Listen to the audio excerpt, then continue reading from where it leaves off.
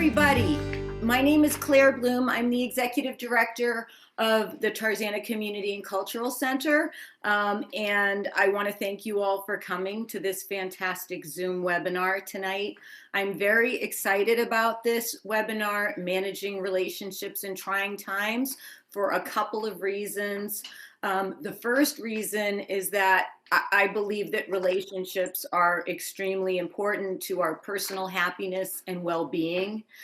And another reason is that this relationship is actually, this webinar is actually being presented by my brother and my sister-in-law, Charlie and Linda Bloom, who have been married for 48 years, which I can't believe since I'm only like 30. I don't know how that's possible.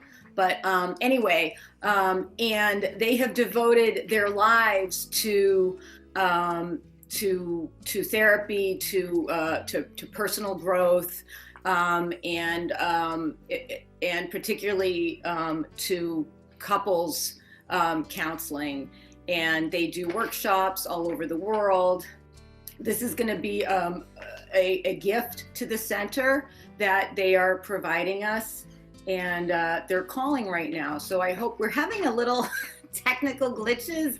And can you just see if Charlie's, we're having a little issues with the webinar logging in tonight. So I just want to make sure that they're able to log in so that we can have this.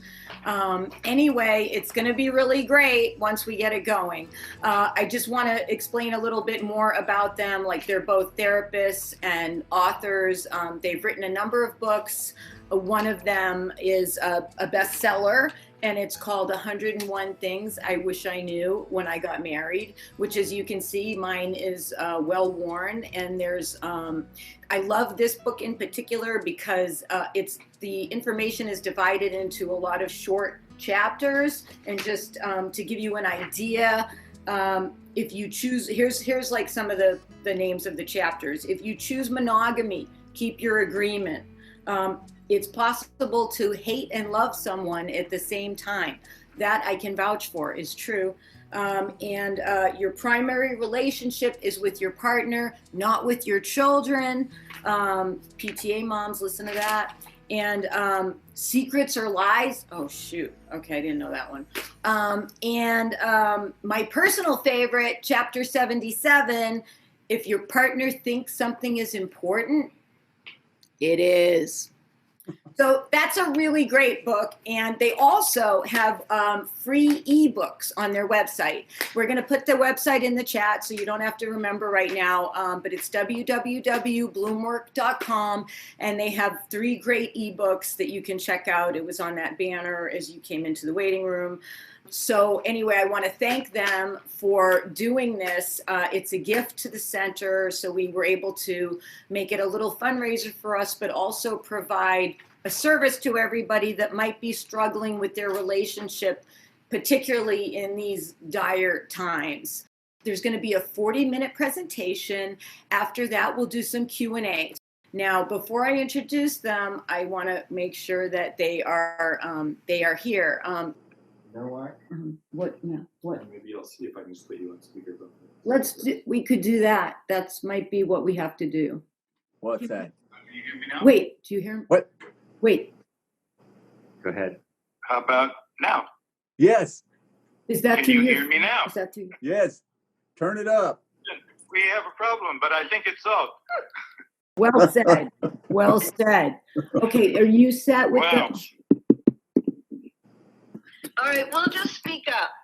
And let me tell you how happy I am to be with you and to be able to be heard.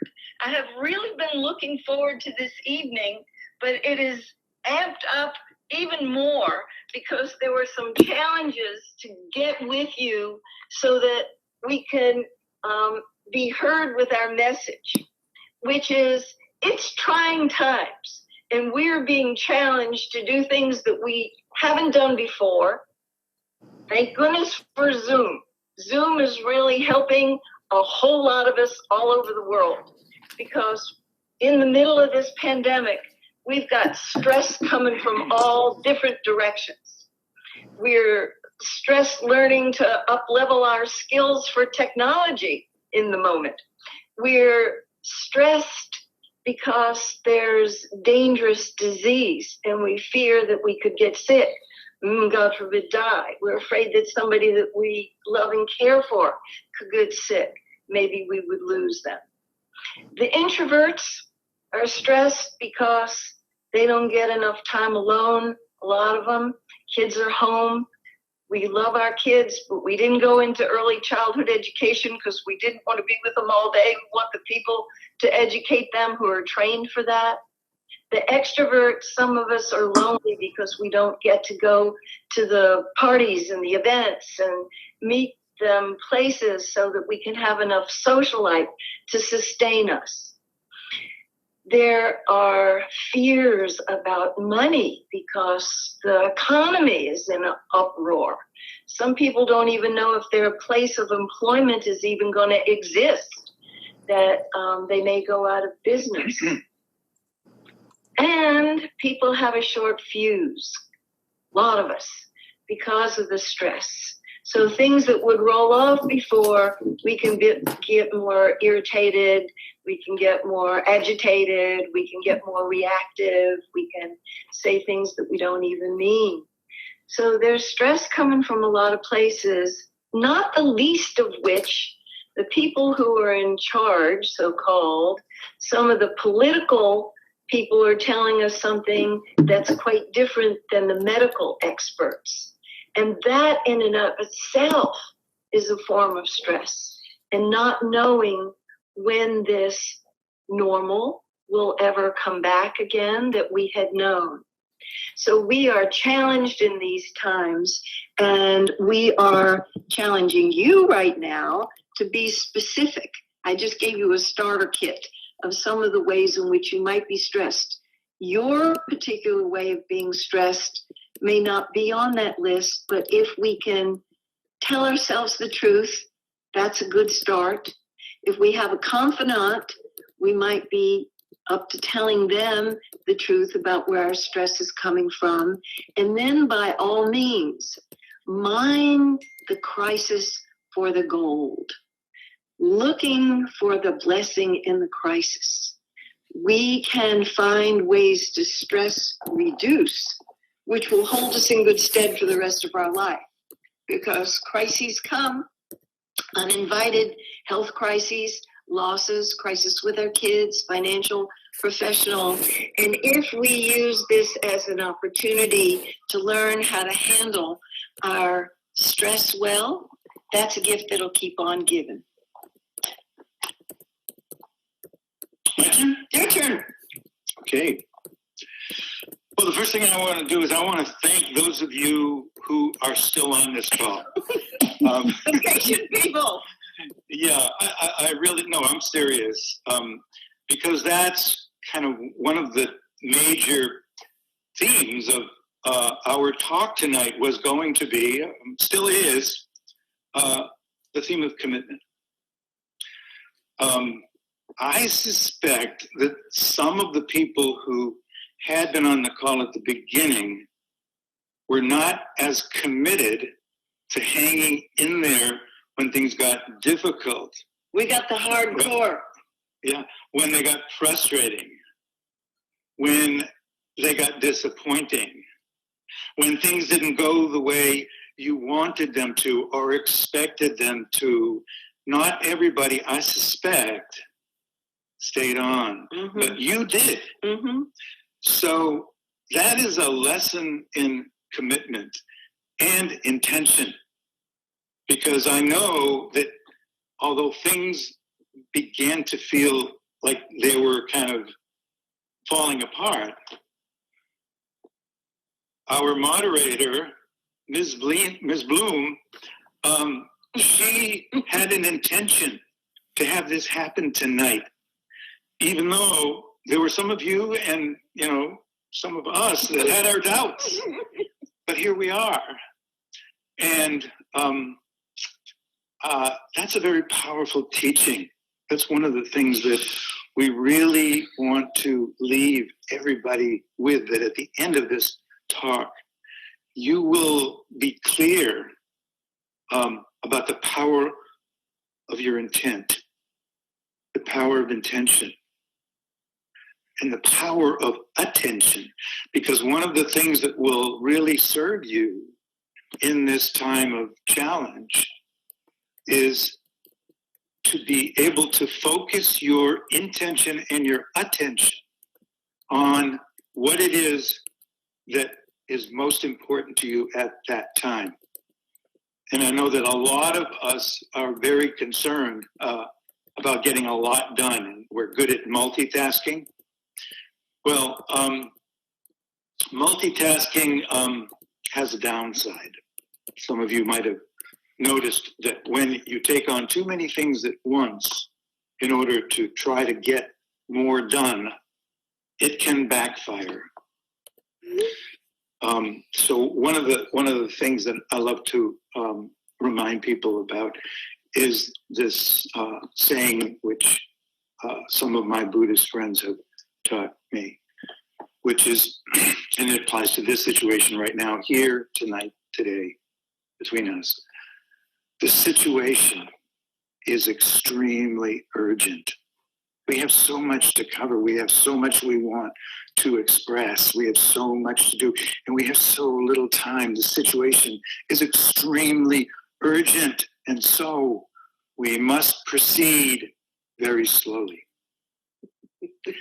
Sounds kind of strange to some people, but those of you out there who are hearing this and going, yeah, wow, I get that.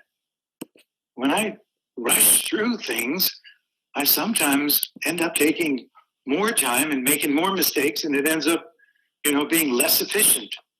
So tonight, I really want to invite everyone who's here, including you and me, to bring our focused attention and keep all the distractions out so we can really be present with each other and with ourselves. Thank you. Anything else? Thank you. I got a few more things I want to say. One of the things that we're finding, because we're therapists and couples counselors, we're getting a lot of requests for service. And the normal stresses and strains that people go through in their life and that couples go through, just, making a living, paying the bills, working out their differences, everything's on steroids these days because of the stress factor. So if you find that you're having a short fuse and it's hard for you to do what Charlie is saying, to ground, to be still, to be equanimous. If you are having difficulty, this is going on all over the world. I want to normalize that for you. I don't want you to feel bad or feel guilty or feel wrong, because there's a lot of people going through this right now. I'm one of these people who's always looking for the silver lining in the dark cloud. And I think that it's so important for us to not just bear it and get through the crisis time, but to see what is there to be learned here. When people have a low-grade infection, they keep going to work. They keep doing their tasks per normal. When you spike a high-grade fever, you need to see the doc, you need to get help, maybe take some meds. When we are in crisis, that's like spiking a high fever. The things that we could skid by with before, like differences with people who are important to us, we could ignore them, we could sweep them under the rug, we could put them in the denial zone, or we could have a little tiff. Because things are so amped up these days, it is forcing us to up-level our skill set about how to handle our differences. One of the differences that's showing up a lot in the pandemic is that one person, maybe a parent and a kid, maybe it's a husband and a wife, maybe you're not married, but you're partnered and you're living together. One is more conservative about risk, about being exposed to COVID, and the other person's more on the risky end. No right or wrong about that, no judgment. It's hard not to stay out of judgment because we tend to think that our way is the way. But this is an opportunity to work with difference in a very high skill way, to deeply understand each other, to listen with curiosity and wonder, no matter what the difference is. I just use that one because there's a lot of people facing that one. It could be any difference. That you bring the curiosity and wonder, that you slow down the rate of speed with which you interact with each other, and that you dive down below the irritability, resentment, or anger that may be in the space, and go to the vulnerable, tender feelings of fear, of pain. I wouldn't want anything to happen to you. I'm afraid that you might be exposed if you go back to work too soon, or if you don't wear your mask, or whatever the fear is. These are skills that will last all of our life. We are challenged now to work with our differences in a more elegant, graceful, respectful, effective way, so that the love can flow with those that we care about the most. That it can be the most comprehensive, perhaps, gain that comes out of the pandemic. All right, well, I had prepared this very eloquent introduction to my presentation tonight. But it seems as though our technical challenges ate up all that time. So that's okay, because we can cut right into the heart of the matter right now. Some of the practices that you want to engage in that's going to help you get through these insane times that we're in. So you might want to take some notes on this, or you know, if you don't, you can also, and I think Claire can let you know how you can see this again in the future, like in the year 2035 or something. So here are some of the things that we want you to keep in mind. These will help you to get through the night, maybe even get through this whole event.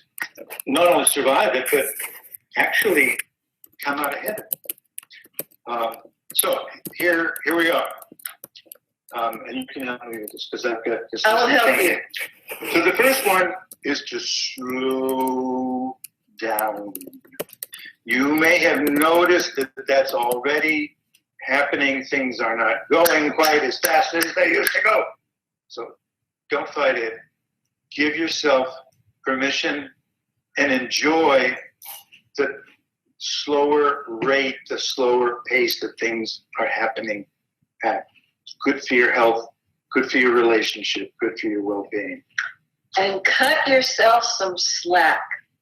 You may want to take some things off of your to-do list and cut the people in your life a little slack because they can't operate as efficiently as they used to either.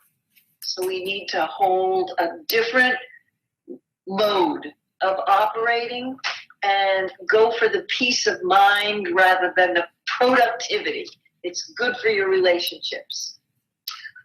The next one is to prioritize your relationships in general, to put the quality of your relationships at the top of your priority list.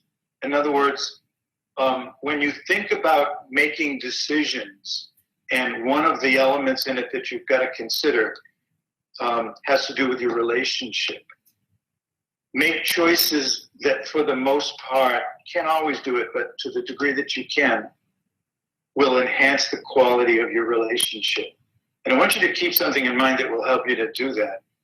We've done a lot of workshops, not only on relationships, but on happiness. And we've done a fair amount of research into the subject. And what all of the psychologists who specialize in well-being and happiness agree that the primary factor that enhances the quality of your life and your level of life satisfaction is the quality of your relationships. The better your relationships, not only will you be happier, but you'll be healthier. And you'll be wealthier. Live longer. You'll be wealthier. And yeah, you'll live And you'll live longer. Statistically, all those things fall into place.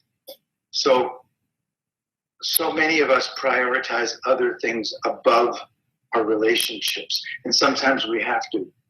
But to the degree that you're able to, that's where you want to invest your time and your energy and your attention.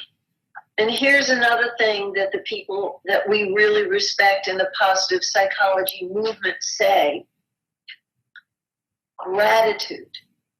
Even in the midst of the difficulties that we are experiencing, just a thought away is what we do have. And to count our blessings. We're alive, we're well.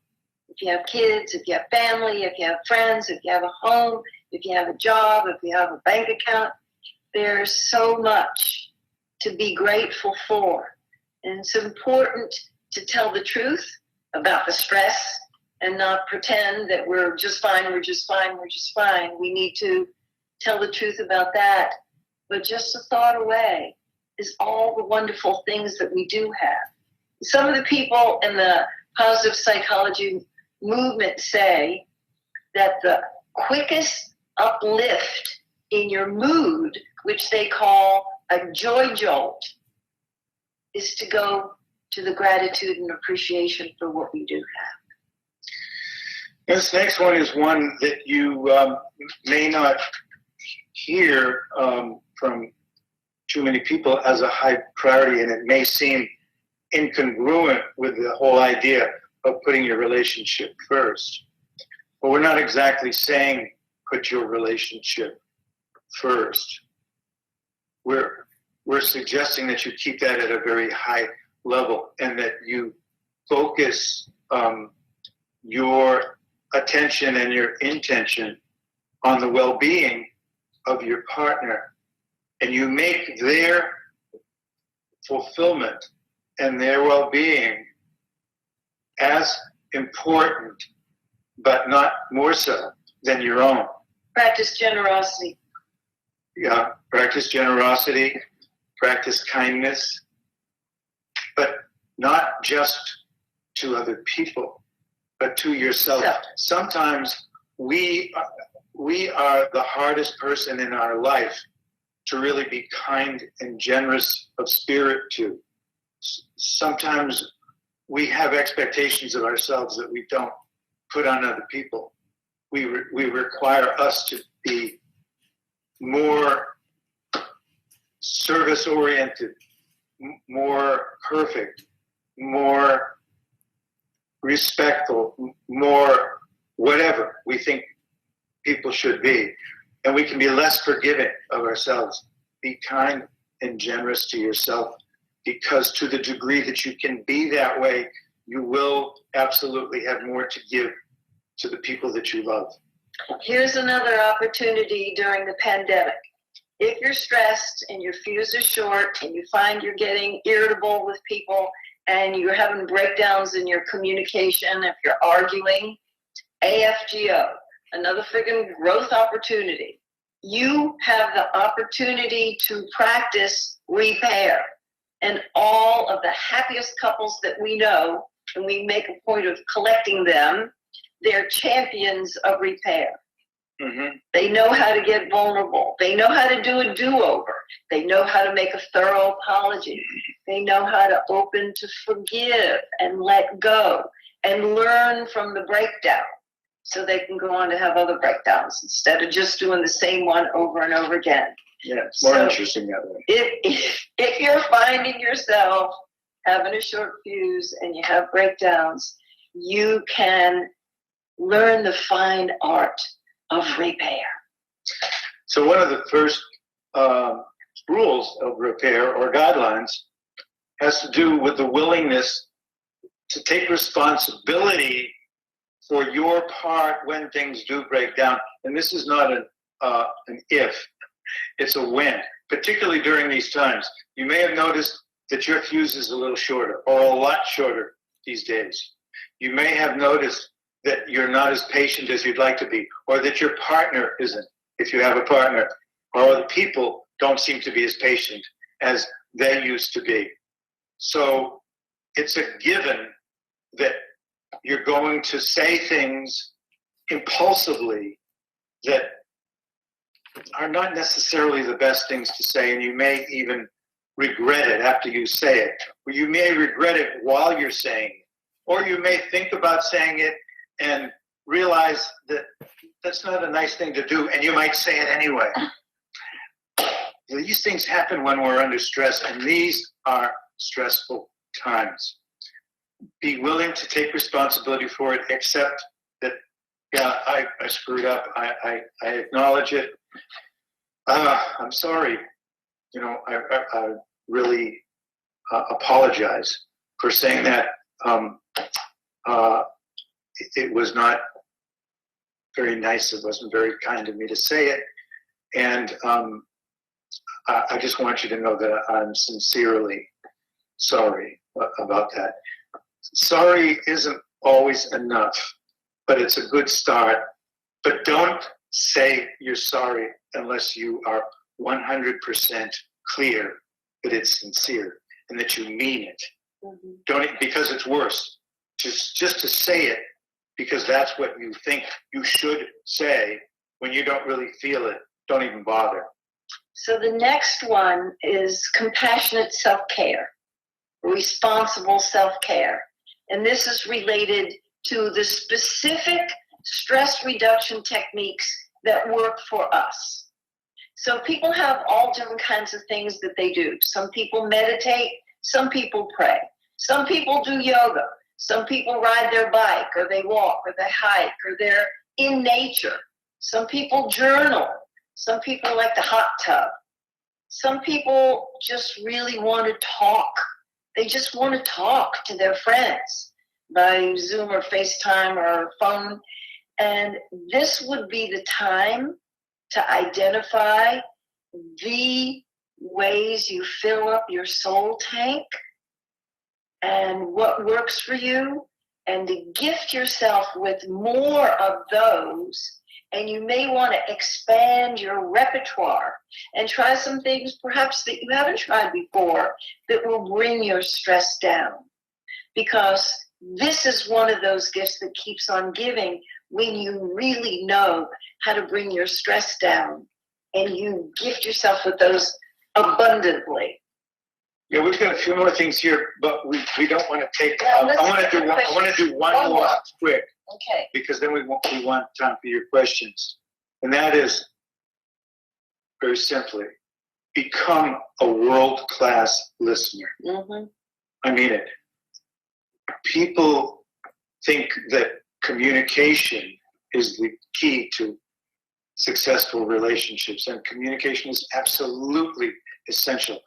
But when they think of communication, they think of saying the right thing and what it is that I need to express and how to express it.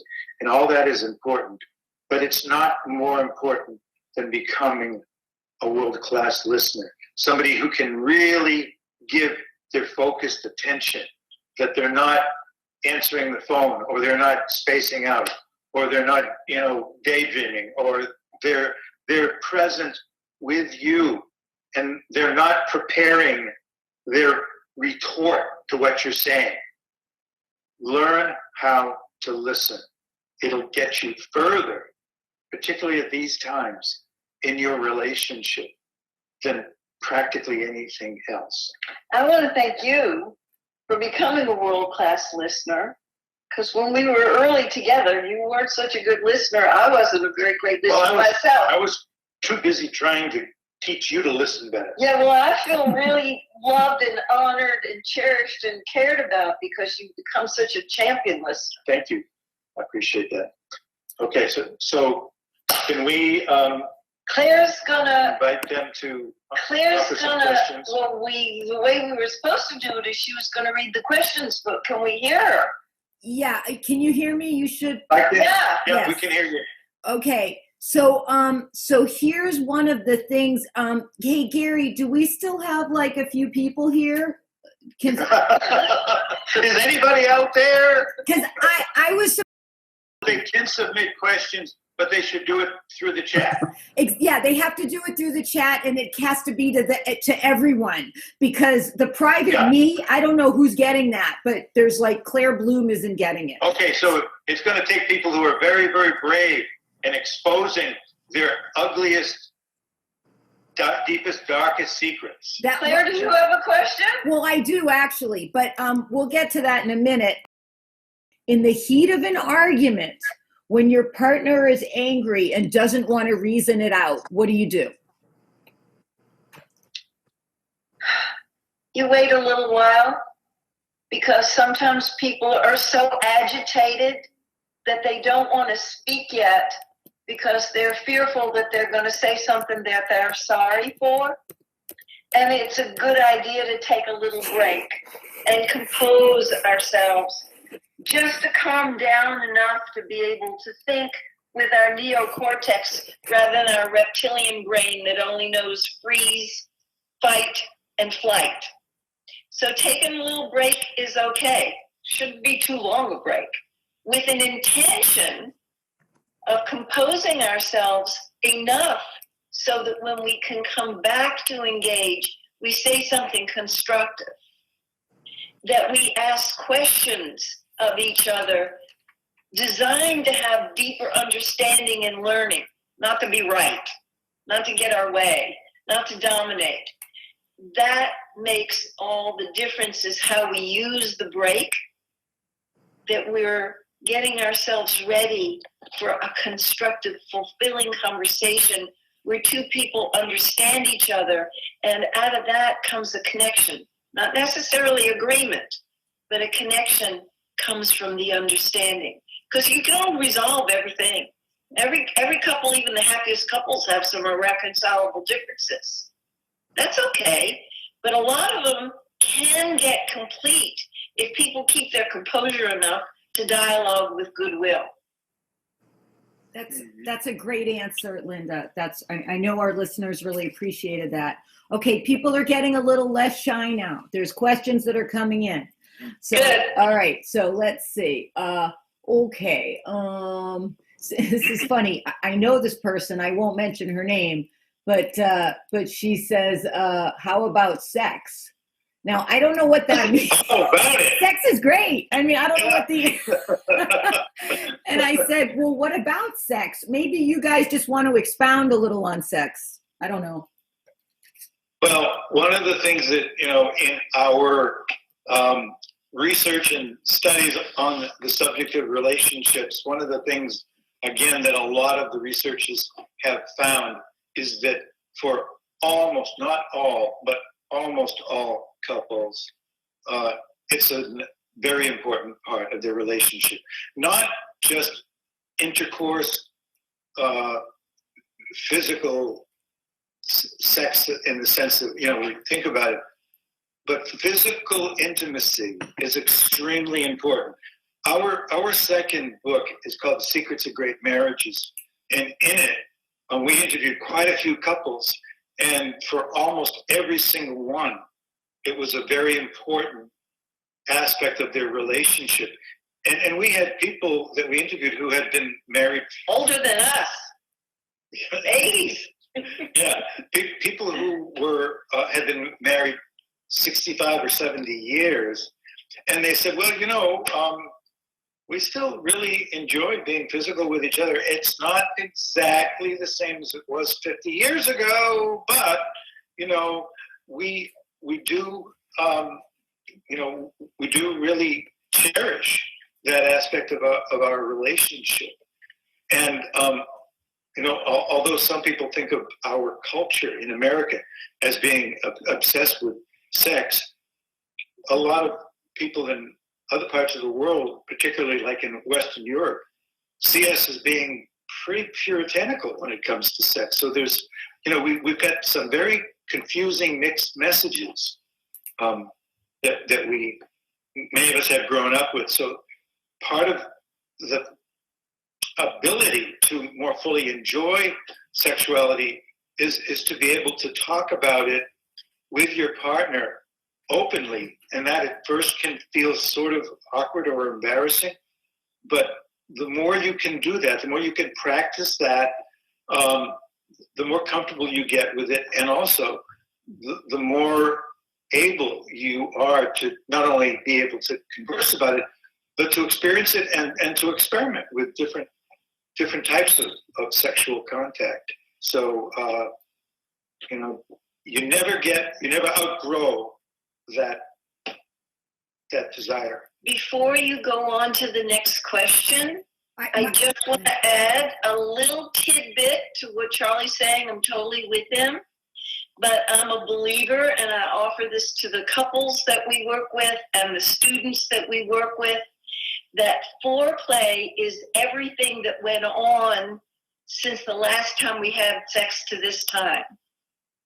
And I want the point to be made that it's the whole context of the relationship. Yeah. Keeping the relationship in great shape, keeping the emotional intimacy in the channel clear and open, not allowing the incompletions to mount up, the unaddressed issues, the unfinished business that clogs up the channel between the two of you. And that emotional intimacy, man, that's the aphrodisiac. So we want to keep that going all the time. Yeah. So it's very interesting, Linda, that you just added that little addendum, because what I was going to read next was a question that pertains to this that somebody put in, which was this. And I don't know how, I mean, you sort of did address it, but maybe you could get a little more specific. 17 years together with disappointments gets in the way of intimacy. Help. And I think we all know that it's sort of this vicious cycle where, having that physical intimacy promotes a connectedness, but when you're not feeling that connectedness, you don't want to have the intimacy. So how do we break out of that cycle? Yeah, it is a vicious cycle, and it has to be interrupted, because if it isn't interrupted, it can go on for as long as 17 years, which, that's a shame. But we have seen an awful lot of couples who are in relationships that have gone on even longer than that, with what Linda referred to as incompletions or unfinished business, undealt with disappointments, undealt with hurts, breakdowns that have never fully recovered from. And one of the points that we make whenever we're dealing with couples is how easy it is to neglect to get complete with breakdowns that are clogging up the pathways to intimacy.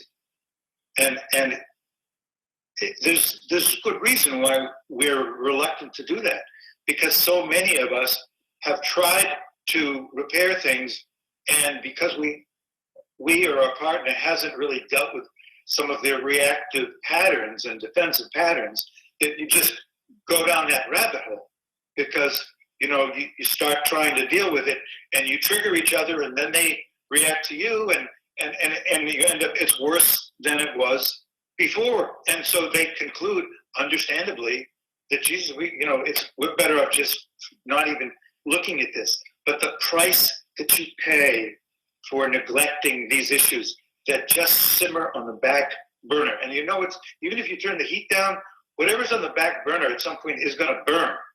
It stays there without attending to it. So our advice to people is, look, if you're in that position, you have more than two choices. It's not a matter of either, we push this away and we don't deal with it, or else we go down the rabbit hole together again. There's another option, and that is the H word, the four-letter word, starts with H, and it doesn't end with L. It ends with P. You get help. You get help because sometimes we need help because our best efforts don't do it. So it seems like it's either we go down the rabbit hole or else we put it in the denial zone. No, there's another option. Get help.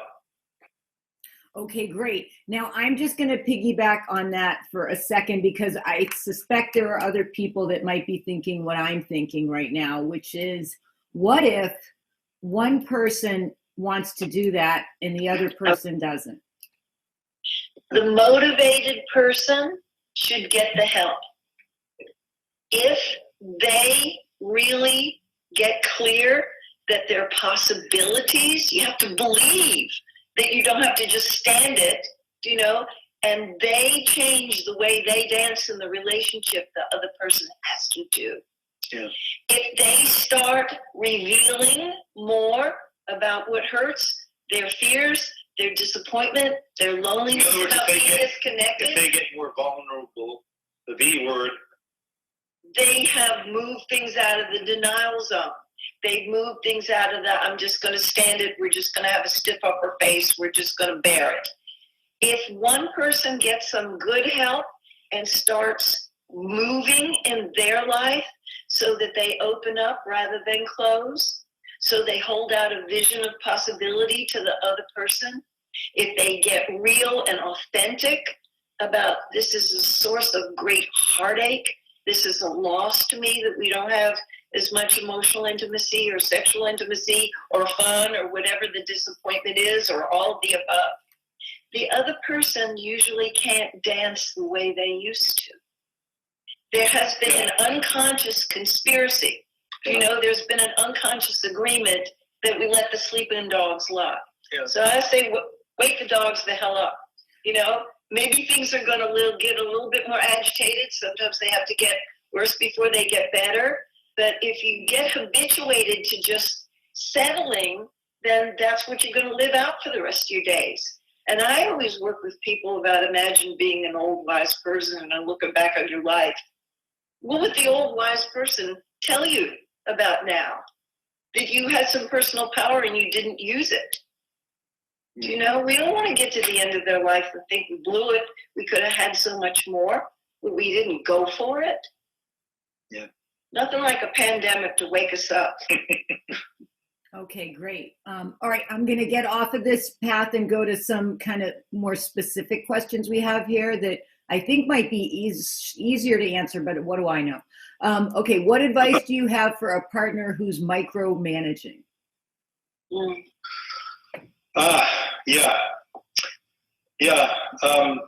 First of all, you don't really want to think of yourself as the manager, micro or otherwise, in the relationship. It's not the metaphor that I would want to use to apply to a relationship. So if you're experiencing somebody who has a strong need to control things in a certain way, and you're having difficulty dealing with that, because most of us prefer not to be told what to do all the time, or the correct way to do it, or to be shamed or blamed because we're not doing it the right way.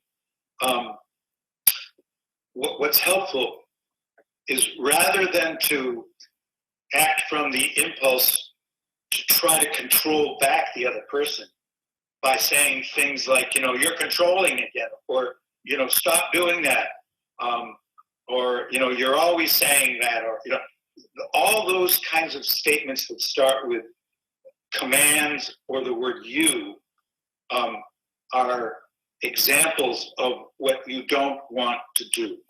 So what do you want to do? What you want to do is to be responsible and to talk about what you're experiencing, how you are responding to that person's efforts to dominate you or control you, what it feels like. When you talk to me with that tone of voice, or when you start your sentences with you always or you never, or when you try to tell me what's wrong with me, it makes it really hard for me to want to listen to you. I feel like something in me just instinctively resists it. And so to tell them how it feels to be told what to do or to be shamed or blamed. But that's not enough. Then the next thing that you want to do is to let the person know, well, what do you expect me to say, or what should I do? I'm telling you this because I want to help you, or this is the way we've always talked to each other. So you want to be able to give an example. So if you feel like somebody is trying to control you rather than trying to control them back, to say something like, it's really hard for me to not feel defensive right now, because when you make me the problem, when you try to convince me that I'm not being the person I'm supposed to be, it's not helping me. I want to hear you, but what would be helpful to me would be if you would tell me what you want or what you need or what's troubling you, rather than telling me what's wrong with me. Could you do that? Could you try to do that? I have something that I would like to add.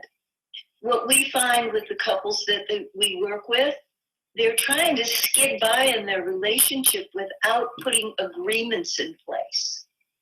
So sometimes you have to have a conversation about how to have a conversation.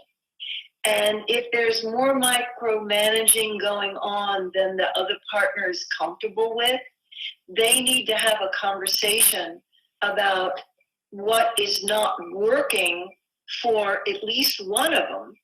And maybe they need a no unsolicited advice agreement. And if I want your advice about how to handle this, I'm going to ask you. And if you offer advice unsolicited, I'm going to remind you of the agreement that we came to. Remember we talked about this? I know you mean well, but when you're giving me a lot of unsolicited advice and you're micromanaging me, it's really irritating, because I feel like you don't have confidence in me to find my own conclusions about how I want to do things, which may be very different than the way you do things. And so I respect your right to do things that are in your style, and I want that similar kind of respect to make choices and do things the way I want to do. But I might want your advice once in a while. I'll be sure and tell you. That's great, Linda. That's really clear and specific. I want to follow up on the agreement thing, because I think that's a little piece of gold right there. Are these agreements in writing? What do you recommend? I think it's a good idea to put them in writing, because sometimes there's misunderstandings about what the agreement actually is. Right. Sometimes I encourage people even sign your name like you're making a legal contract. Yeah. Because we have people who they're just living in stress because, they haven't really dealt with their money issues or the disciplining of the children issues. And they need to have some real heart-to-heart conversations about that and come to some agreements so they can reduce their stress. Even after you make the agreements, the old well-worn patterns are so strong, they just slip into them. But if you have a new baseline, in the new agreements, you can catch yourself red-handed and slipping back into the old way and say, no, we want to live within our means. We want to be, financially independent and not have to work till we're 85. And we made agreements about the kids' bedtimes or curfews or whatever they are. And we want to firm these up and really live them, because it's chronic stress when we're discordant about so many things. Mm-hmm. Yeah. Okay. Yeah. All right. Yeah. Did you have something you wanted to add, Charlie? Well, I want to just say one thing. One of the things that really is important in making agreements is the level of trust that each person has, that they can count on the other person to keep the agreement, to honor it. And very often, one of the critical things in relationships that is lost is a level of trust in the other person's integrity. In other words, that we've made agreements, and you know what? You're always breaking them. You never keep them. You're always finding some excuse to justify not doing it. Or, and then the other person will say, yeah, well, what about you? You're always doing the same thing. And they're both right, because we haven't really dealt with the trust issues. we haven't dealt with the fact that we both have questions about the other person's trustworthiness, and we don't really know how to restore trust back into the relationship, how to repair the damaged trust that has occurred because we haven't operated in integrity with our word. That is so much more important than most people realize. Some people don't even believe that after the trust is broken that you can build it back up to at least the level it was before, but then some. You know, that's you have to have the vision of the possibility. Then you bring the commitment and intention to do the work to build the trust back. So hold on. Okay. So you were saying, Charlie, that, you know, somebody might say, oh, you know, I don't trust you to keep this commitment because you've made it before and you've broken it. So what, if that is the case, because we're all human and sometimes we have to try things 10 or 20 times before we get it right. So what does one say then to the partner that's saying that? So let's say that you say that to me. Yeah. Let's say, you know, okay, we've got this agreement, you know, let's make this agreement. And you say to me, you know, how do you expect me to trust you when you've broken your word so many times? So I think that is a legitimate question. Mm-hmm. So if I'm the person receiving that question, it's a good question. I've got to take a look at what it is that comes up for me when you say that. And what comes up for me is, well, I can understand how you feel that way. And you're right. I don't have a good track record. What I want to know from you, Claire, is, number one, is there anything that I can do to begin to restore your trust in me again? And if so, what might that be? What is it that I need to do? Because I want to repair this, and I am accepting that, you know, maybe it's not all my fault, but I have contributed to the breakdown in trust between us, and I want to do something to get us back on track, because I hate living in a relationship in which we don't trust each other. That's terrible. So can you help me? Can you tell me what it is that I can do to begin to win back your trust? But I've got to be prepared for whatever you say. I mean, I can't guarantee you that I'm going to be willing or able to do it, but I at least want to know. I want to know. Okay. You know what I'm saying? Yep. Yeah. No, that's good. You just be very sincere, and, you know, you don't deny that you haven't always come through, and you're very sincere in your desire. And what is it that I can do that will? Absolutely. Yeah. Absolutely. Acknowledging that I have played a part, that I have some responsibility in this situation that we find ourselves in now, does not mean that I am accepting all the fault, all the blame. It's all because of me. But that's our fear. Our fear is that if I accept any responsibility, then it's sort of like me telling you that it's all my fault. And I don't want to do that, because I'm afraid that if my association with fault and blame is punishment.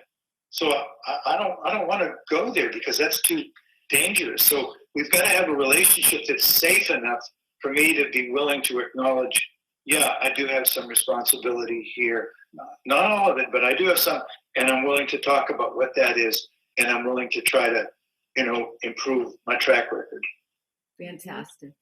All right, we're going to end with one more question. It's a little bit lighter, I think, just to kind of get, this has been some really heavy stuff that's amazing, but we're going to kind of go, it's like we're ending our meditation now. We're going to be opening our eyes, getting back to the with this question. Okay, so the question is, what happens with a good friend who never listens and just keeps talking and interrupting people? Okay. Well, Linda's going to answer that, but I do want the listeners to keep in mind that there is a 12-step program for people like that, and it's called On and On and On. So I suggest that they go to that 12-step meeting. But Linda wants to add something else to it. So when we're friendly, some of these people are in our family, in our friendship network, who are monologuers, and they don't have good communication skills, because if you have good communication skills, there's a lot of good give and take. There's a lot of reciprocity. You ask questions. You shut the hell up for a little while to let them speak. That's generosity of spirit. And if you're involved with somebody who is so needy for attention and so unconscious that they just keep plowing through, they do need our feedback, respectfully, not judgmentally, not critical, but we need to let them know, would you be willing to hear me for a little while? Because I want to tell you what's going on in my life too. And I want to tell you what's new and good in my life. And I want to tell you about the stress in my life. And I want our relationship to be as good as it can be. And reciprocity is what I'm looking for here. Now, they don't have to use those words, but do you see they're part of the problem if they just suck it up and they don't tell the truth? And if the other person is offensive and they feel like there's a selfish taker there, and they feel like they're the poor innocent victim, I challenge people who think they're the poor innocent victim. I don't believe in victims and perpetrators. I believe in co-conspirators. And so respectfully, they need to intervene. Maybe they need to interrupt, and they need to say, I have something I really want to tell you. This is important, and not just let it continue. Okay, fantastic. You guys, that was really wonderful. It went exactly according to plan. There were no glitches at all. Just like when we rehearsed it, right? Exactly. I'm going to send it to Zoom as an example of how Zoom webinars can run, flawlessly. Flawlessly. But seriously, folks, no, that was incredibly informative. And I want to once again thank Charlie and Linda, who are obviously, incredibly skilled, experienced therapists and marriage counselors, webinar leaders, workshop leaders. They do workshops all over the world. They used to do one in Bali every year.